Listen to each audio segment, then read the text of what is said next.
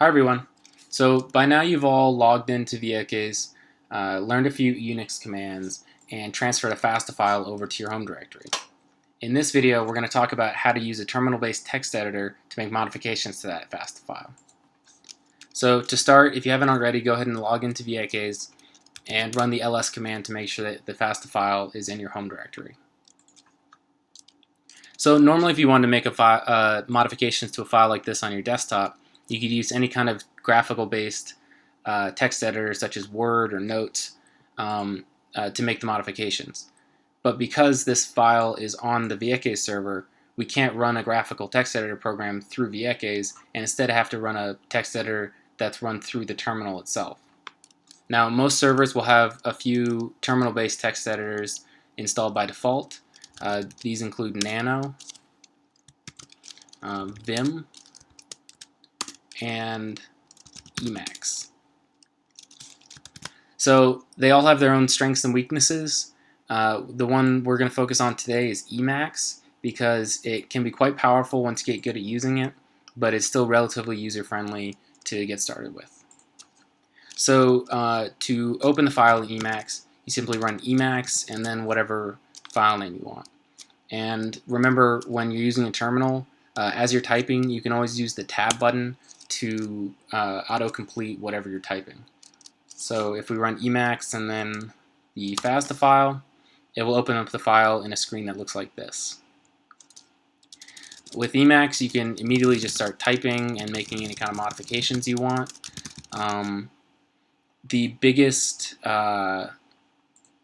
learning curve, I think, with Emacs is just the strange commands and getting used to using them.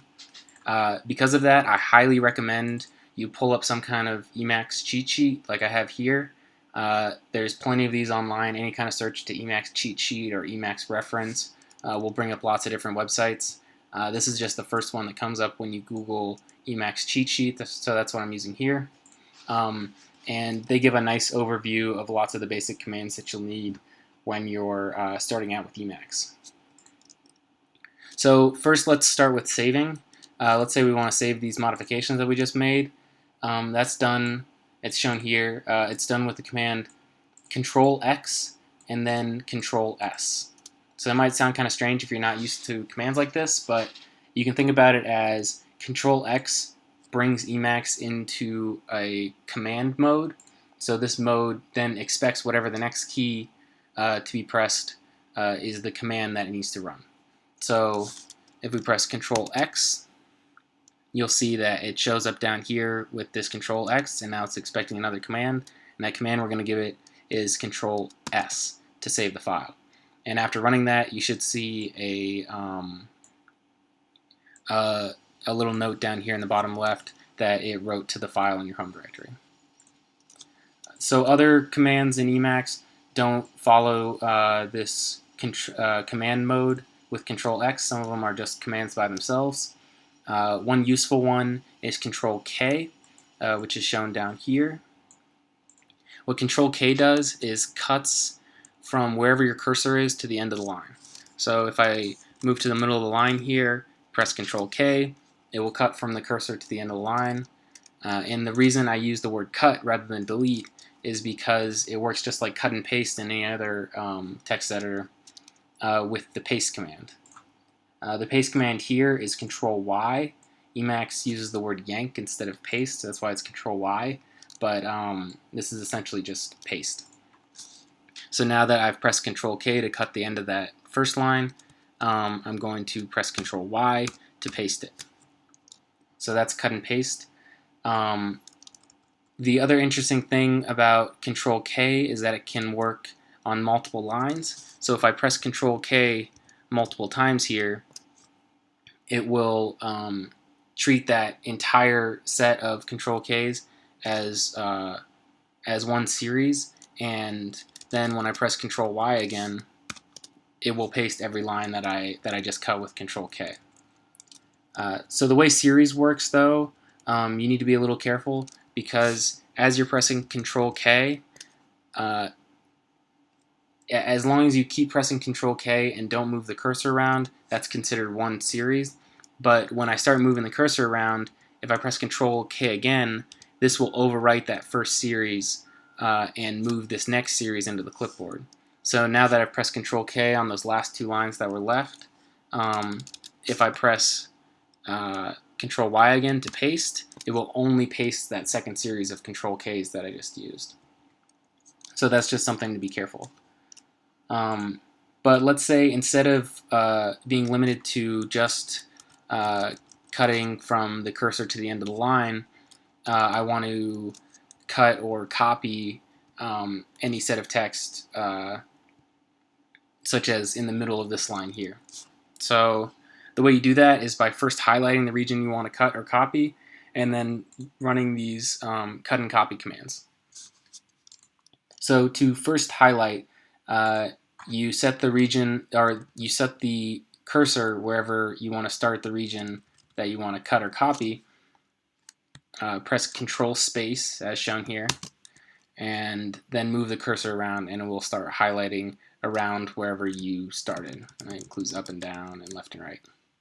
So let's say that we want to cut this chunk of text in the middle of this line here. We've highlighted the region, and then we're going to run this command Control W to cut it. And again, we can paste it back with Control Y. If instead you want to copy instead of cut, you use this command MW.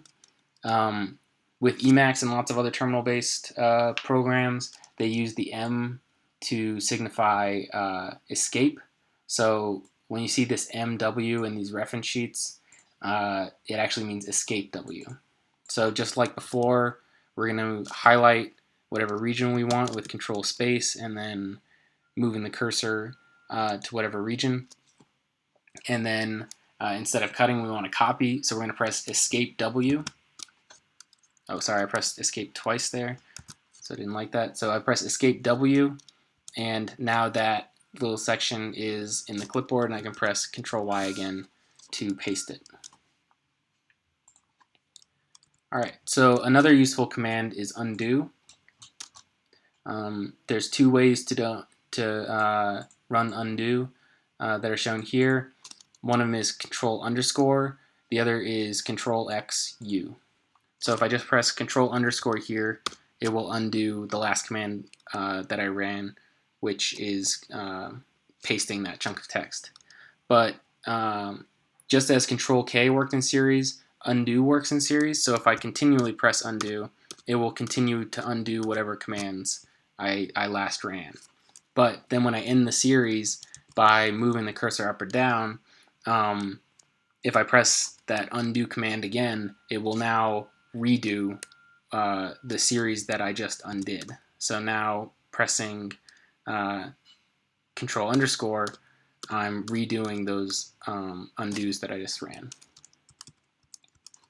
So the other way you can do that is with Control X U, as I mentioned before. That will undo or redo. Again, when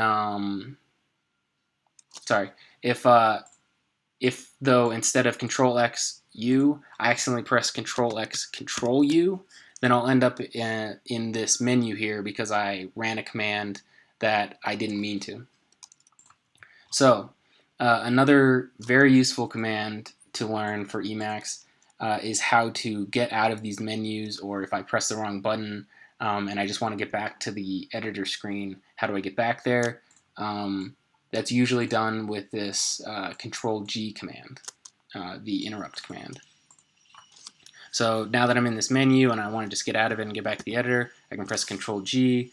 It will quit that command that I just ran, and now I'm back to where I want to go.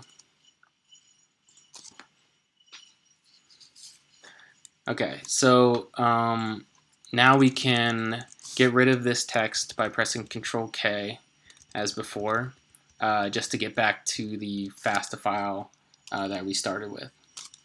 The next command I want to talk about is how to search over a file like this, or search over the text.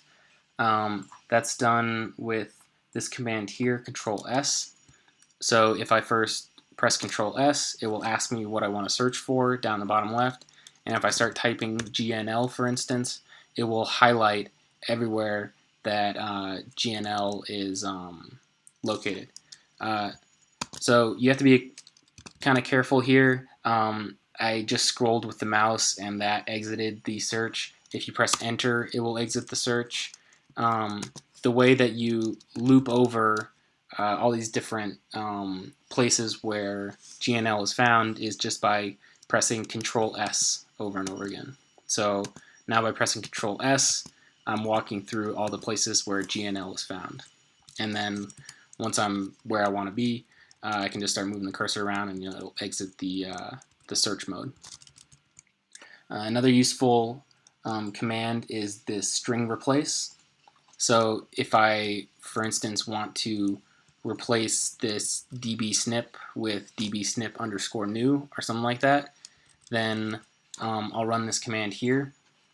As before, with this Control X turning you into command mode, Escape X turns you into a different kind of command mode where you have to type what you whatever function you want to run.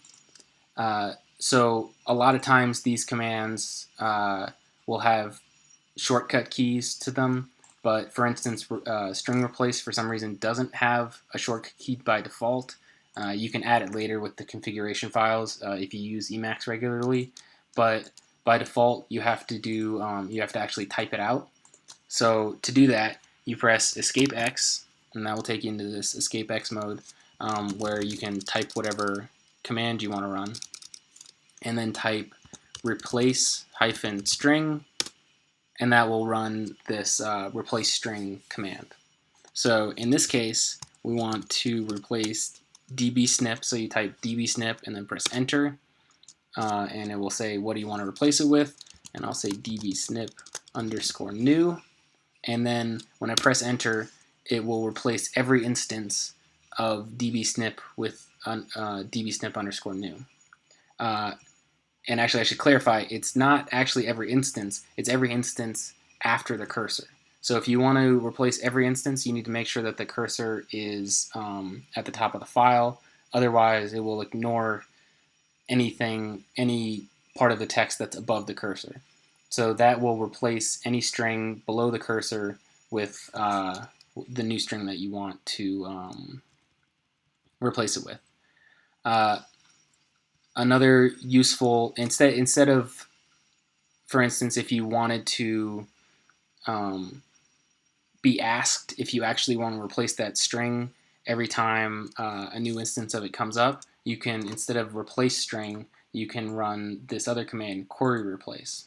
So again, it's Emacs here, so escape X, and then you type query-replace, and let's say we want to, it will give you the option to do whatever replace that you last did just by pressing enter. But let's say we want to replace GNL, for instance, with GNL_new. And again, it will start wherever your cursor is and below. And this time it will ask you if you want to replace that instance of GNL with GNL new. The way you confirm that you do is by pressing yes, or pressing Y for yes, and then it will move to the next one. If you don't want to do it, you say no. It will go to the next one. You can keep pressing yes. Again, if you press enter, it will exit that mode, and you'll be back in the normal text editor for Emacs. So those are some basic commands that should get you started. Lastly, I want to just show you how to exit. Again, it's one of the Control X commands. To exit Emacs, first you probably want to save the file. So Control X, Control S to save, and then Control X, Control C to exit. And there you go. So that's a few of the basic Emacs commands. I hope it was helpful.